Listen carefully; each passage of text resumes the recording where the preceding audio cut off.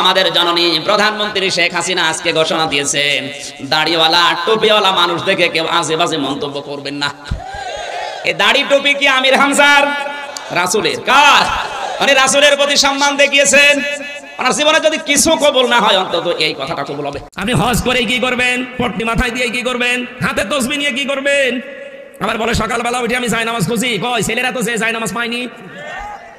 হ্যাঁ, বলছেন ফজরের নামাজ পড়ে কোরআন শরীফ পড়ে, কই কোরআন তো পাওয়া গেল না। যেটা পাওয়া গেছে ওটার নাম বলা যায় না। লাল পানি পাওয়া গেছে। এই দরবেশ রিমান্ডে খালি ডিম মানে নাকি শুনলাম ডিম দেখিয়েছে, যায়নি। ডিম দেখিয়েই বলছে প্রতি 2 দিন সপ্তাহে এখানে আমাদের আড্ডা বসতো, লাল পানির আড্ডা। আপনি জায়নামাজ যদি খুঁজবেন, কোরআন শরীফ পড়বেন ফজরের পরে, এই পানির বোতল কিসের? না, আপনার কথার সাথে কাজের মিল নেই। বাচ্চারা ছেলে মেয়েরা যে যা পেয়েছে ওটা তো দেখানোর মতো কায়দা নেই। কথা বলেন ঠিক কিনা?